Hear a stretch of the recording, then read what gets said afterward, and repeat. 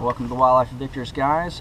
We're here midweek on a rainy day. We got a referral lead from a local pest control company. His name is Brian Bowden of Bowden Pest Control. Great guy, really knows his stuff. He's reliable, dependable. He's in a local Canton area, servicing these houses.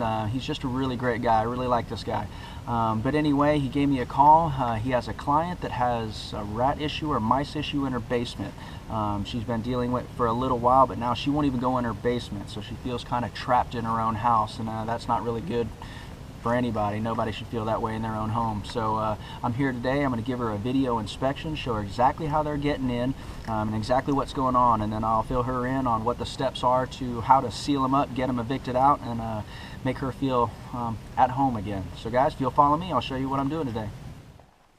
All right, folks, step one for me is, she had a problem in her basement, so I want to inspect the basement. Looked around, and I want to show you kind of what I'm finding. As soon as I walk in the doors, you're starting to see mouse droppings on the floor. Take a look. As soon as we walk around, you can start seeing little droppings all through the corners. You can tell there's stuff going on. Back here behind the couch, you can see all the droppings back here in the corner. So they've been working their way in. So what I'm doing is I'm just looking to see how bad the problem is. Look in there.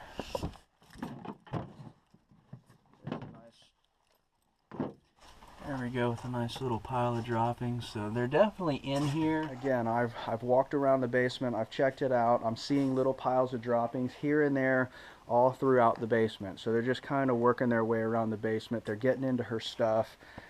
And leaving droppings and things. So my next step now is I want to go upstairs to check the attic, because that's going to be the second place they're most likely going to be. So let me run up there, see what's going on up there, see if we have rats or squirrels or anything up there, and then we'll go outside after that and take a look around the house and see exactly how these guys are getting in, so we can give them the boot. Alright, so step two is getting into the attic to see what's up here. And right out the gate, I'm already seeing trail systems going through the insulation and little burrow holes. Alright, right here, if you can see, it's very difficult, but right in here, you can just see all the little trails. Those shouldn't be here. Right in here, you can see some of the trailings where you can see them going through. Right in here, you can see the little tunnel holes that they're making. And all the trails are heading back over towards this area. I'm assuming there's an opening somewhere in this corner or over there in that corner where they're getting in. Okay, so now that we took a look in the attic, now I'm stepping outside of the attic. I'm stepping outside and I want to start looking around the house to see kind of exactly what's going on. Most other companies, they would measure the distance off, throw you out an estimate, and you get what you get. Here, I'm going to inspect this house because I want to know exactly what's going on. So come with me and I'll kind of walk you through it. So what I'm doing is I'm just looking at the base, looking at the house, looking for little gaps here and there. Nice brick home. I know she has an issue in her basement, so I'm just checking out the foundation, looking to see if there's any freeze board gaps, looking to see if there's any chewing and things like that. Anytime you have separation like this, you want to check it out real close and look at it. Another thing to look for is separation in between the foundation and the brick, because if this mortar is missing, they can get in behind that, which leads to maybe a pipe or something like that going through the wall. If they can get from here to there, they just go right in the house. So we got to take a look at stuff like that. All right, I had to crawl up under their porch because I'm looking around the foundation to see if what holes are here, what's allowing them to get to the basement. Mice are usually, they don't tend to crawl all the way to the top of the roof. They're little and they usually stay on the ground and pop in through the baseline, 9 times out of 10. Granted, they have went into attics before and gotten in certain areas in the attics and stuff like that. But like I said, 9 times out of 10, they're going to come in through the base. So, if you take a look,